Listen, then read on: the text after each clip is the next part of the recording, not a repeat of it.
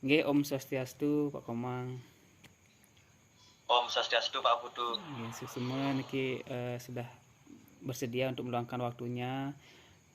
Tiang jadi sekarang ini mau menanyakan apa namanya terkait alternatif solusi. Jadi kan kemarin Tiang sudah pernah punya masalah nih di dalam pembelajaran nih Pak Komang ya khususnya. Nah ini Tiang sekarang ingin mewawancarai terkait alternatif solusi yang mungkin pernah Pak Komang alami juga masalahnya. Nah, langsung saja Pak Komanggi, yang pertama niki terkait dengan keaktifan siswa. Nah, dia menemukan masalah yaitu keaktifan siswa dalam pembelajaran itu masih rendah. Kira-kira alternatif solusi apa yang Pak Komang miliki untuk mengatasi hal tersebut? Terima kasih Pak Putu. Mungkin uh, menurut Titiang yang pertama yaitu kita harus mencari karakteristik siswa dulu yang pertama. Kemudian yang kedua bagi gurunya yaitu menerapkan pembelajaran yang lebih inovatif. Banyak pembelajaran inovatif yang bisa guru selipkan ke dalam pembelajaran. Salah satunya yaitu problem based learning, di mana pembelajaran tersebut memberikan sebuah masalah, bukan masalah yang sulit, tapi masalah yang kontekstual yang ada dalam kehidupan sehari-hari siswa, sehingga siswa itu bisa memecahkan masalahnya sendiri. Dengan pembelajaran berbasis masalah itu, siswa mulai belajar untuk memecahkan masalah. Jadi Mungkin begitu Pak. siswanya lebih aktif ya, student center Pak ya, jadi menemukan Ya, masalah. ya. Oke. Kemudian untuk yang kedua niki terkait minat baca siswa yang masih rendah. Nah, kira-kira strategi mungkin Pak Komang mengalami juga strategi apa yang Pak Komang lakukan untuk mengatasi minat membaca siswa yang masih rendah. Itu Pak Komang. Terima kasih Pak Putu. Kalau di sekolah Tiang sudah melaksanakan pembelajaran gerakan literasi. Kan sekarang lagi digalakkan gerakan literasi dan numerasi Pak Putu.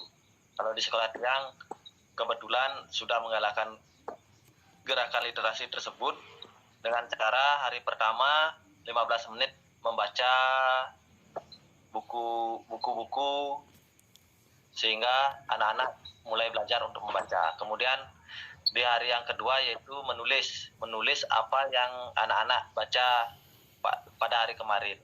Kemudian di hari ketiga menceritakan kembali apa yang anak baca dan tulis, sehingga semua anak-anak akan membaca buku karena harus menceritakan kembali. Oh iya. Kalau dia tidak membaca buku, dia kan tidak mungkin bisa menceritakan kembali apa yang akan diceritakan kalau dia tidak membaca buku. Oh iya. Mungkin seperti itu Pak Putu. Yeah. Kemudian untuk pertanyaan yang ketiga ini terkait numerasi. Jadi hasil belajar siswa itu masih rendah, apalagi materi perkalian. Nah mungkin itu. Kira-kira alternatif solusi apa yang Pak Komang punya ya untuk mengatasi siswa yang rendah dalam materi perkalian? Terima kasih Pak Putu. Mungkin yang pertama yaitu tetap penanaman konsep Pak Putu.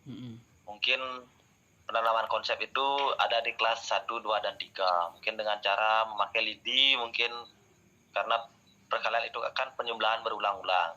Kemudian yang kedua, kebetulan saya mengajar di kelas 6, sehingga konsep memakai lidi itu rasanya kurang cocok untuk di kelas 6. Sehingga menurut saya dan pernah saya lakukan yaitu dengan kartu soal Pak Putu. Di dalam kartu tersebut ada soal-soal yang akan diberikan kepada siswa atau murid. Murid itu berkelompok sehingga kelompok 1, 2, dan 3 itu akan menjawab kartu soal tersebut. Jika benar akan diberi nilai. Kita tulis di papan sehingga seperti sebuah kuis. Anak-anak menjadi lebih semangat Pak Putu untuk mempelajari perkalian. Seperti itu Pak Putu. Berarti seperti permainan untuk adu kecepatan juga menjawab Pak ya? Bukan adu kecepatan tapi ketepatan Pak Putu. Kalau seandainya tepat dapat nilai 100, kalau salah mendapat nilai 0, sehingga nanti dijumlahkan siapa yang paling besar dia yang menang. Kemudian bagi yang belum bisa kita jelaskan kembali Pak Putu, baik bersama siswa ataupun gurunya akan menerangkan kembali konsep perkalian tersebut. Iya, iya. Mungkin seperti itu, Pak. Oke, terima kasih. Kemudian untuk pertanyaan yang terakhir Pak Komang terkait materi atau hasil belajar siswa yang rendah masih juga terkait dengan materi yang bersifat abstrak. Nah, jadi siswa ini masih kesulitan untuk memahami materi yang bersifat abstrak. Nah, kemudian akar penyebab masalah yang ditemukan itu karena guru jarang menggunakan atau mengintegrasikan pembelajaran memanfaatkan TIK. Nah, kira-kira kalau solusinya Pak Komang terkait materi abstrak itu gimana ya Pak Komang? Benar sekali Pak Putu, kalau materi yang bersifat abstrak itu kalau kita masukkan teknologi informasi dan komputer itu TIK, saya rasa sangat bermanfaat sekali Pak Putu. Contohnya yaitu dengan video atau kita merekam kegiatan kita sehari-hari sehingga yang ada dalam pembelajaran, sehingga anak-anak merasa dekat dengan kehidupannya sehari-hari, tidak merasa jauh terlalu abstrak untuk berpikir. Contohnya kita beri contoh video di Sumatera misalnya, padahal kita tinggal di Bali, mungkin bisa diberikan contoh video-video yang ada di Bali atau di Jemberane. Ini kebetulan kita ada di Jemberane, sehingga anak-anak tidak berpikir abstraknya terlalu jauh. Ya, mungkin bisa disebut yang lebih kontekstual Pak Putu. Mungkin seperti itu Pak Putu. Ya, berarti bisa memanfaatkan video Pak ya, diselipkan dalam pembelajaran. Ya. Ya, oke. Terima kasih, mungkin itu saja sih yang ingin Tiang tanyakan Pak Komang. Terima kasih sudah meluangkan waktu. Selamat malam nggih, Tiang ucapkan dengan tutup Param Santi. Om Santi Santi Santi Om. Dah.